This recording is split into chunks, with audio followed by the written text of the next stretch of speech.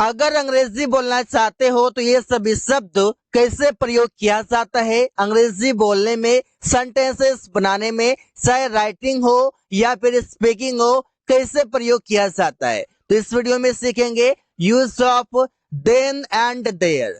Then and there का मतलब है उसी समय या फिर तभी का तभी। बोलते ना तभी का तभी, उससे बोल देना चाहिए उसी समय तुम बोलता ना, उसी समय तुम खरीद सकता था, तो वहां पर देन एंड देयर का प्रयोग कर सकते हैं। जैसे subject verb object plus then and there का यूज करेंगे।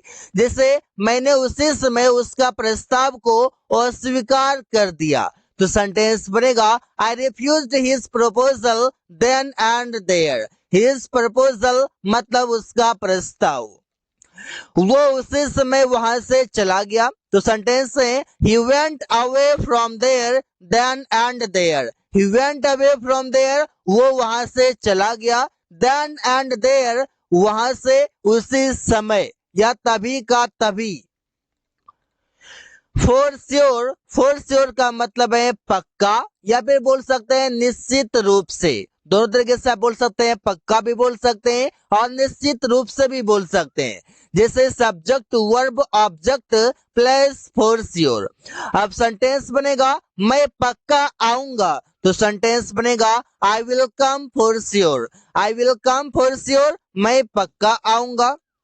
वो निश्चित रूप से तुम्हें पैसे देगा, तो सेंटेंस है he will give you money for sure. He will give you money for sure, वो निश्चित रूप से तुम्हें पैसे देगा।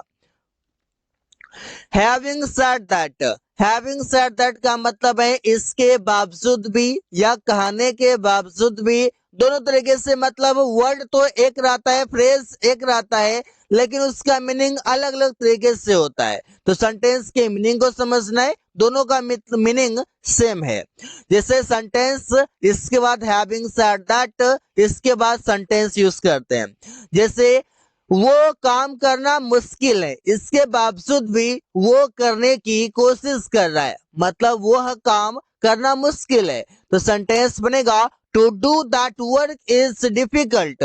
वो काम करना मुश्किल है, हैविंग सेड दैट, इसके बावजूद भी he is trying to do, वो करने की कोशिश कर रहा है। आकाश मुझे गाली दिया, इसके बावजूद भी मैं उसे नजरअंदाज किया, तो सेंटेंस बनेगा Akash abused me, having said that I ignored him. यहाँ पर आप ऐसे ही सेंटेंसेस बना सकते हैं and you can practise as well. And what not.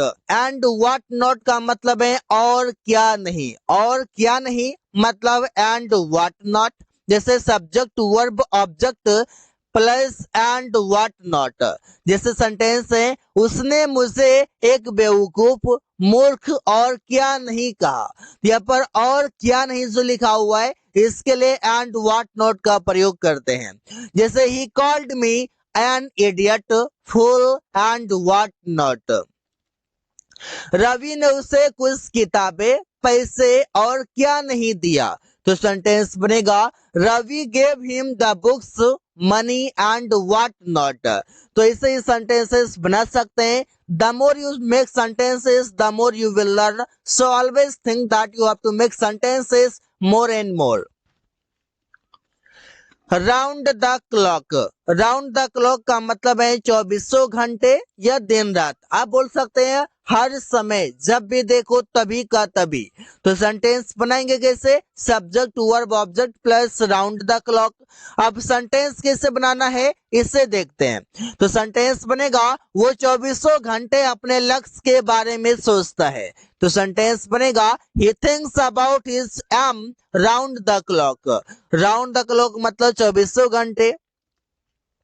Ramesh दिन रात पढ़ाई करता है, तो सेंटेंस बनेगा Ramesh studies round the clock. Round the clock मतलब दिनों रात या दिन रात 24 घंटे, ऐसे हम बोल सकते हैं।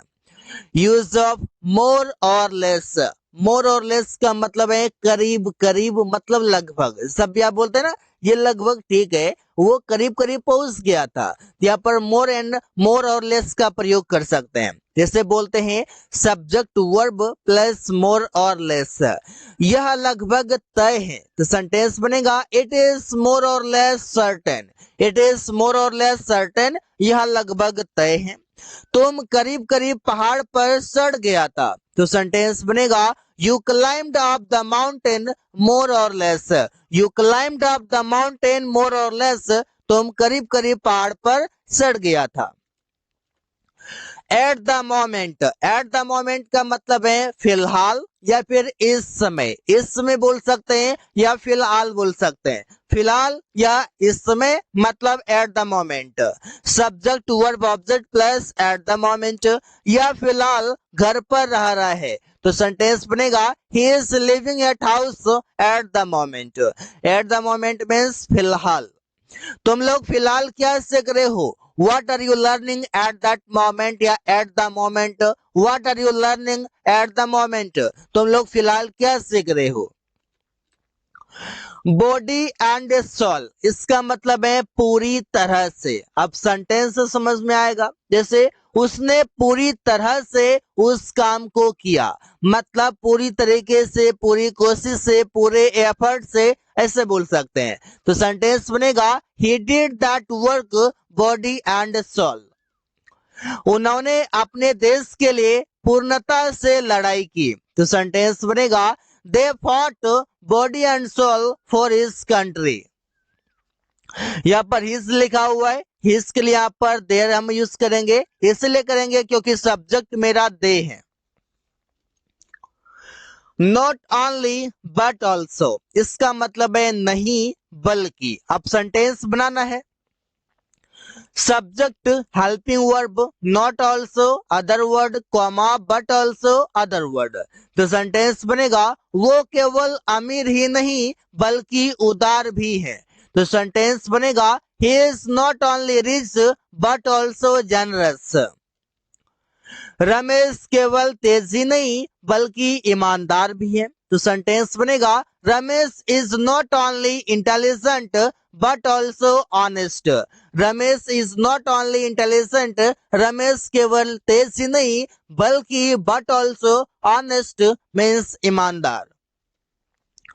Eight the mercy of, eight the mercy of का मतलब है दया से। आप दया से बोलेंगे जब भी तो आप एट द मर्सी ऑफ का यूज कर सकते हैं। Subject verb eight the mercy of plus object होगा, जैसे बोलते हैं वो तुम्हारे दया से पैसे कमा रहा है। तो सेंटेंस बनेगा he is earning money at the mercy of you. Eight the mercy of you मतलब तुम्हारे दया से या तुम्हारी दया से। तुम वहां अपने बॉस की दया से काम कर रहा था। तो सेंटेंस बनेगा you were working there at the mercy of your boss. At the mercy of your boss तुम्हारे बॉस की दया से, at the mercy of me मेरी दया से, किसी की दया से उसका आप नाम यहाँ पर लगा सकते हैं। All of a sudden, all of a sudden इसका मतलब है अचानक या अचानक से बोल सकते हैं। जैसे सेंटेंस बनेगा वो अचानक बेहोश हो गया। तो सेंटेंस बनेगा he got fainted all of a sudden. He got fainted वो बेहोश हो गया, ऑल ऑफ अ सडन अचानक।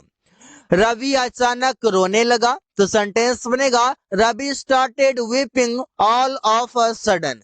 Ravi started weeping all of a sudden, Ravi अचानक रोने लगा।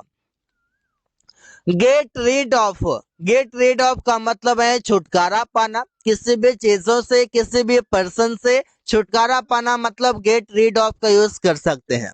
जैसे subject verb gate rid of plus object होगा, तुम लोग इस काम से छुटकारा पाना चाहते हो। तो सेंटेंस बनेगा you want to get rid of this work. You want to get rid of this work, तुम लोग इस काम से छुटकारा पाना चाहते हो। रमेश धूम्रपान करने से छुटकारा पाना चाहता है। तो सेंटेंस बनेगा Ramesh wants to get rid of smoking. Ramesh wants to get rid of smoking, Ramesh धूम्रपान करने से छुटकारा पाना चाहता है। 9 डेज वंडर, 9 डेज वंडर का मतलब है 4 दिनों की चांदनी। जैसे हम बोलते हैं यह 4 दिनों की चांदनी है, it is a 9 days wonder. उसका खुशी 4 दिनों की चांदनी है। His happiness is a 9 days wonder. His happiness is a 9 days wonder. उसका खुशी 4 दिनों की चांदनी है। चाइल्ड्स प्ले, चाइल्ड्स प्ले का मतलब है बच्चों का खेल। जिससे बोलते हैं ना ये बच्चों का खेल है, वहां जाना ये बच्चों का खेल है, ये काम करना बच्चों का खेल है, तो वहां पर चाइल्ड्स प्ले का यूज कर सकते हैं। जैसे सेंटेंस बनेगा पहाड़ पर चढ़ना बच्चों का खेल नहीं है, तो सेंटेंस बनेगा to climb up the mountain is not a child's play. It is not a child's play, बच्चों का खेल नहीं है। बाइक चलाना बच्चों का खेल है, तो सेंटेंस बनेगा to ride a bike is a child's play. जो भी बच्चों का खेल है उसे आप यहाँ पर बता सकते हैं, सेंटेंसेस बना सकते हैं इसी प्रकार से। So guys, thanks for watching, that's all for today.